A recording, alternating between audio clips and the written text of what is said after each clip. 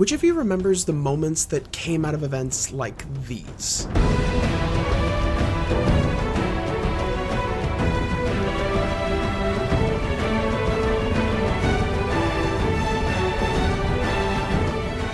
Recently, I found myself thinking back to the early days of gaming. It was just you, your controller, a friend or two packed onto the same couch, and the weekend to cram as much content in as you could before school on Monday. Back then, there were several styles of social gatherings for us as gamers that really brought us together in ways that aren't as common these days. Midnight releases are the big one. I get that you can still play games at midnight these days, but back then, going to a store at 11 p.m. with your buddies was an event in and of itself. The line outside the shop became a miniature party, with gamers showing their excitement, talking about which version of the game they got, and maybe even forging new friendships in the line. It was like a ritual, a collective acknowledgement that congregating in one spot to celebrate something that everyone was excited for was worth losing some sleep over. To be honest though, we didn't even need an excuse like new game releases to get together. It was sometimes just as simple, or not so much, as everyone bringing their consoles and a small TV with them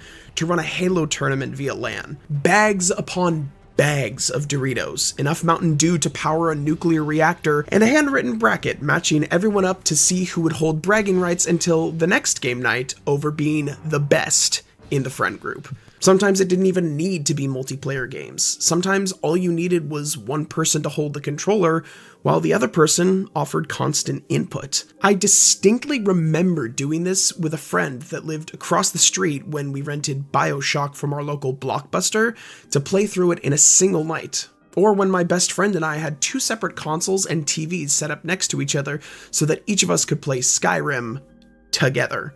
Taking these approaches to games effectively turned solo gameplay into a dedicated social experience. But as I've grown older, opportunities to participate in a lot of these social experiences in gaming have become less and less common. And I think that what's caused that is a mix of a couple things. One, the evolution of technology to always on-demand experiences makes hosting events like the ones we were just talking about largely impractical. It's hard to justify getting a dozen people together in a tiny apartment when we can all just load up the newest launch title at our earliest convenience. And two, I just don't get to hang out with people nearly as often as I used to. It's not like the people I've shared these experiences with are intentionally avoiding me. More so, it's just because of life. People find careers, get into relationships, get married, have kids, and they, rightfully, focus on those immediate responsibilities. Trying to host an all-night LAN party or planning midnight launch events with the boys becomes far more difficult with all these things considered. Yet, despite the wheel of time continuing to spin, I found an outlet that taps into those deeply social experiences that I have so many fond memories of in gaming. Content creation. Whether that's streaming on Twitch, uploading on YouTube, or just sharing highlight clips on social media.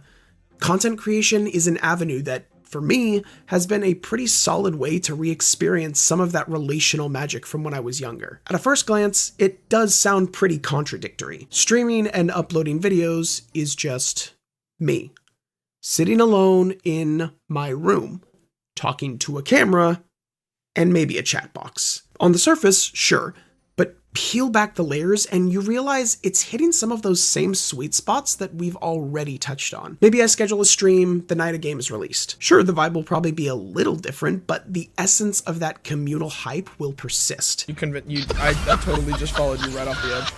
Instead of driving to the store with a handful of friends, you hop online with dozens, hundreds, or even thousands of viewers, all counting down the minutes until the game unlocks.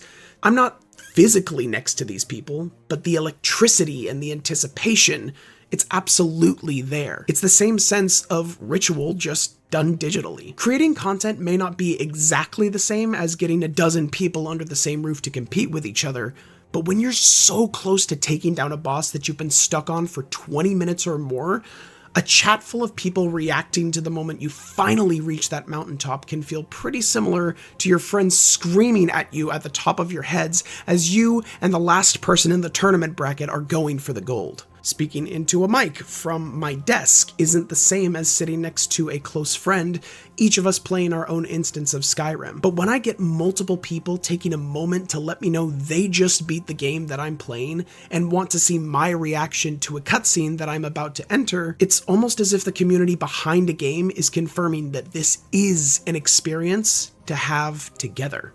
When creating content, you can gather an audience of total strangers who eventually become friends, bonding over their love of a particular franchise, genre, or just your personality. Some of my closest online pals just started out as random usernames in my chat. Over time, we built camaraderie, exchanging jokes, stories, and even personal life updates.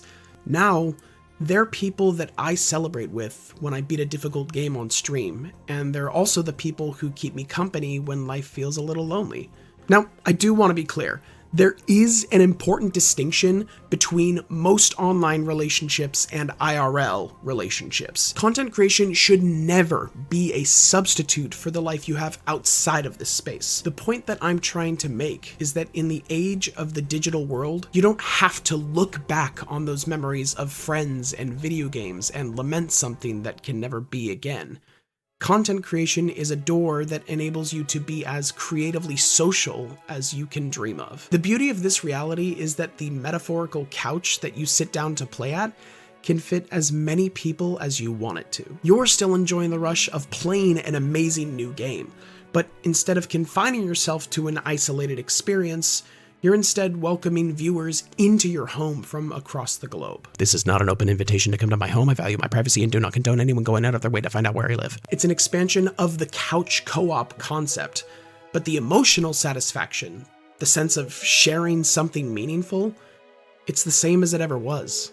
The heart of the matter is this. It may be a new era, but the desire for shared experiences in gaming hasn't gone anywhere. Its delivery mechanism has just, at least partially, evolved.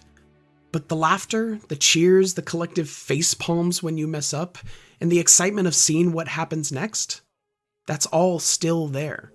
And for me, it's become a huge part of why I fell in love with content creation. If you guys enjoyed watching this video as much as I enjoyed creating it, please make sure to like, subscribe, and share it with your friends and family. This is Caleb Anderson VO. Much love, and I'll see you in the next one.